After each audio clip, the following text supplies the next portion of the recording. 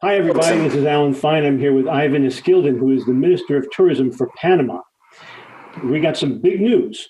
Panama is going to open up entirely October 12th to anyone who wants to come. We're going to talk about what that means and more on Insider Travel Report.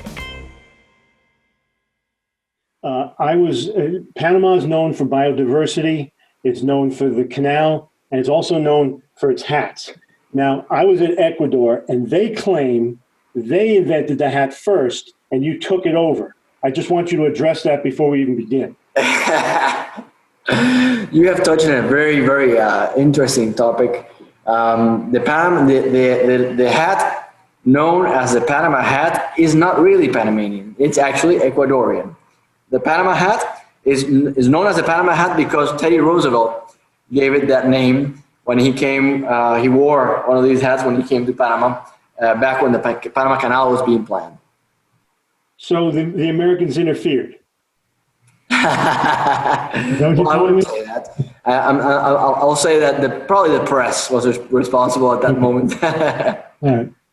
So listen, let's talk about, now what you need to understand is this is Insider Travel Report. We go out exclusively to almost 100,000 travel advisors. So everything we're going to talk about is how to get them to be confident enough to, to suggest Panama to their clients. So let's start with, what's it take now for someone to travel to Panama? You start off with going to the website, and let's walk them through that. Sure. Okay. So, especially considering the protocols which are published in our Visit Panama website. So there you can see that travelers will be required to present a negative COVID-19 PCR or antigen test taken no more than 48 hours prior to the arrival in Panama. And if a test is not possible within that time frame, a COVID-19 rapid test will be mandated at the airport before customs, and the traveler will have to cover the cost of this test. So this is the first item, and then you have. So I read that at the airport it would be somewhere between $30 and $50. Correct. Why is it not standardized? Well, it will be starting October 12th. There will be a standardized price. Continue. Okay, so afterwards, then you have different detailed protocols considering transportation. Different activities such as restaurants, for example. You have to have a mouth mask on at all times. Frequent washing of hands is recommended.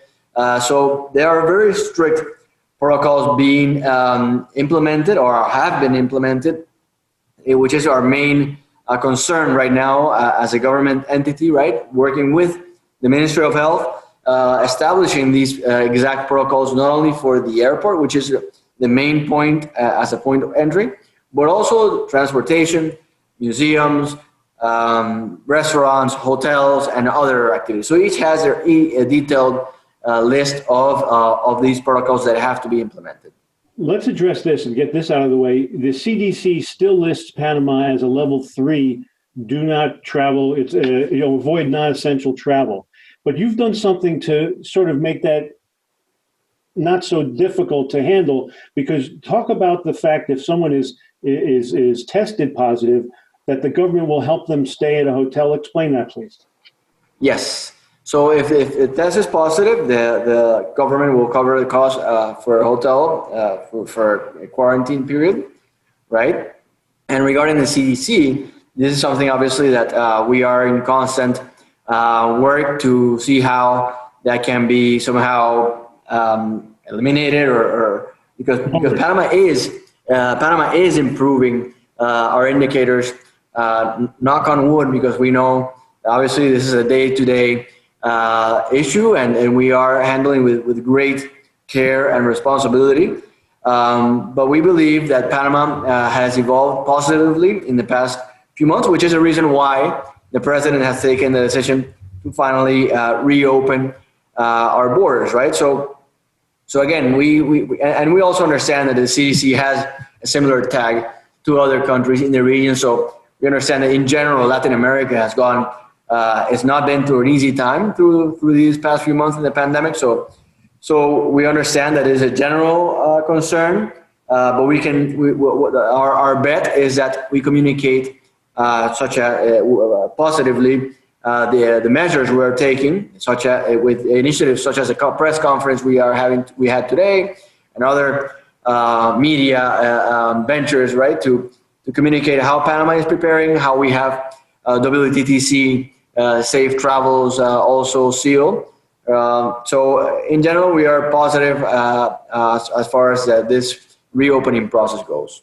No, but Ivan, you have to understand we're dealing with travel advisors who deal with the detail of a deal very carefully. So when you guys, let's just go over that government thing. You will, if someone comes and is tested positive, they need to be put into isolation. That normally costs the traveler some money.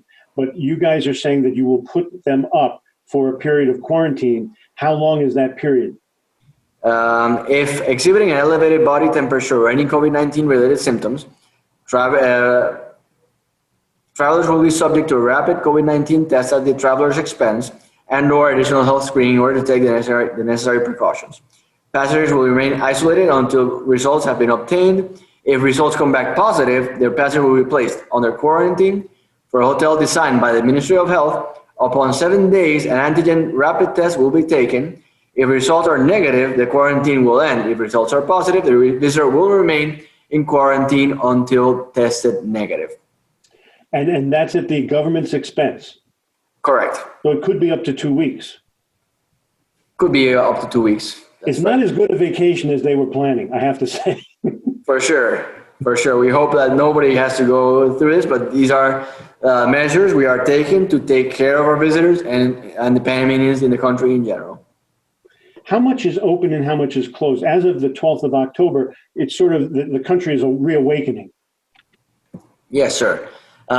So right now on October 12th, we are reopening hotels, right? Through operators or through agencies in general.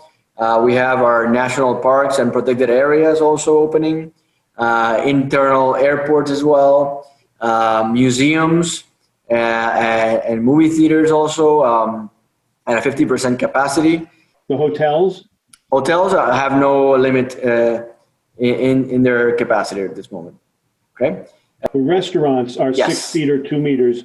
Exactly. And I've also read that travelers should make sure to get a reservation because of the limited capacity. Exactly. It's recommended that because there is a limited capacity and restaurants are adapting to the measures, we're taking these 6 feet or 2 meters of distance between one table and the other, then it is recommended that a person who wants to reserve or visit a restaurant reserves beforehand to make sure they have enough space for them. As of October 12th, could you give us a little idea on the airlift and the availability going through your international airport? We can provide a detailed list, but our main carrier in Panama is Copa Airlines, and they have communicated specifically, and they have their reservations open, the systems open for reservations. And in general, about half of the routes are being reopened. But we could provide more details if you need specific cities and or airlines if you need so, because I imagine that could be of use for you. Where would travel advisors be able to work with Panama? At that website you gave earlier, or are there other websites they should be aware of? The main website we are recommending is visitpanama.com.